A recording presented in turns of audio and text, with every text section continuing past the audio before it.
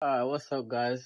Ratchet here, back with another video. This one I'm doing on my phone. This is just like a quick DIY. My Acura TL Type S. So what happened is my alternator went bad. Battery light came on as I was driving. So today I will be replacing that alternator with a OEM used. So I'm just gonna do a quick DIY on how to replace that. So if your tail is like mine, obviously you'll have these little plastics here. These will have to be removed because you gotta disconnect the battery. And removing this one gives you more room on that side. So start off, you pull up your tabs here. As you can see, these little holes. So just pull each tab, lift out, and it'll come right out. Same thing goes for this side. Just lift up, pull out. Then your next step will be disconnecting your battery. If your battery terminals are original like mine, then these will be a 10mm. Quick and easy. Careful not to strip nothing. You push this tab right here and pull out. And voila. This one you remove this cover right here as well. And there will be a 12mm, so you pull that 12mm nut. Grab that nut, make sure you don't drop it. Next, you want to remove this 10mm right here. Just like that, the harness moves. So now you could access the rest of the bolts for that alternator. You will also need to remove your belt. Alright, so moving to the next step, we have here a 14mm wrench. If it makes it any easier, you can also remove your power steering reservoir. Just pull up. It'll slide off that bracket. And then you just tuck it a little. Now you have more space. So now, like I said, place your 14 on the nut. Push forward. And as you can see, as you push forward, your belt loosens. As the belt loosens, you just slide it off and voila, your belt is now off. Alright, so with the belt off, now you can see you have one screw here. So that's 112. And then there's another right here. So you get your tool in there, crack the bolt. Alright, so there's a bracket here. So an additional 12 you'll have to remove as well. And just a PSA, that lower bolt is a 14, not a 12 like the other one. So keep that in mind. Once that final bolt is loose, you just take your alternator and basically just wiggle it out.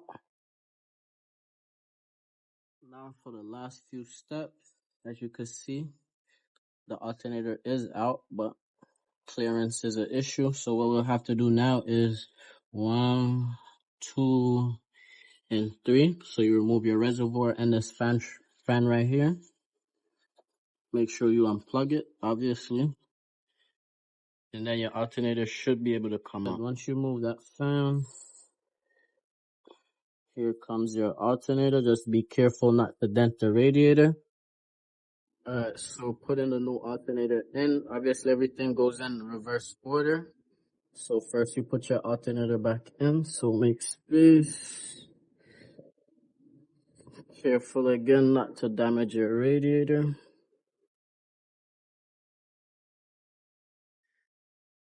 Then what you want to do is catch that bolt at the bottom. Make sure your alternator is lined up. All the holes are lined up.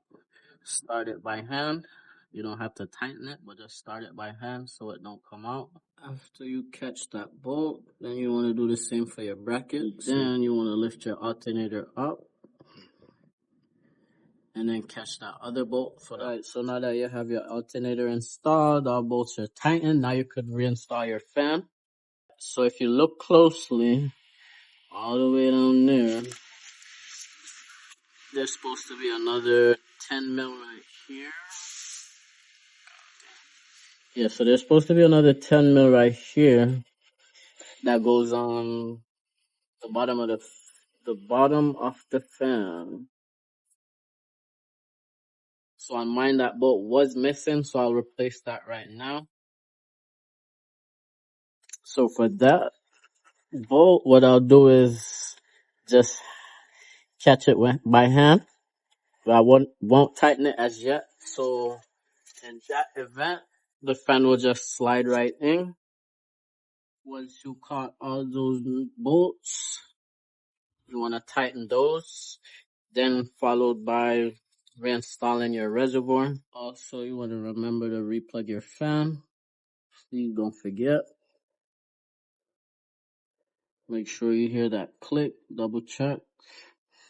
Then we install the reservoir. So you want to make sure there's a nipple at the bottom. Make sure it goes into said hole.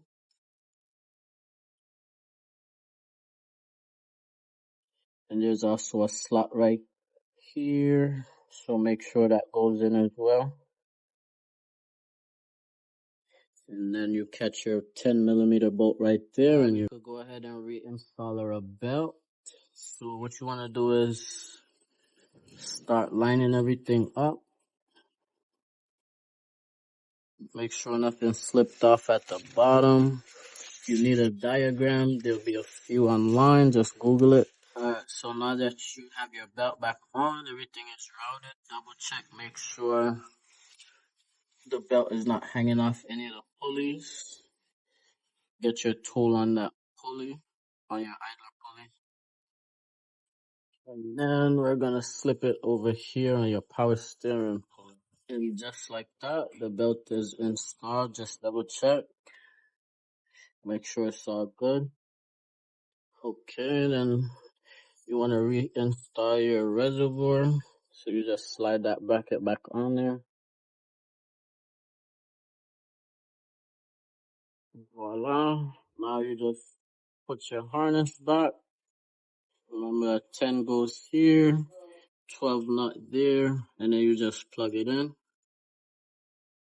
Now we reconnect the battery, reinstall our shields, and the job is done. Alright, so what we want to do now is verify that the battery light is off. So this is first startup. And as you can see, the battery light is off.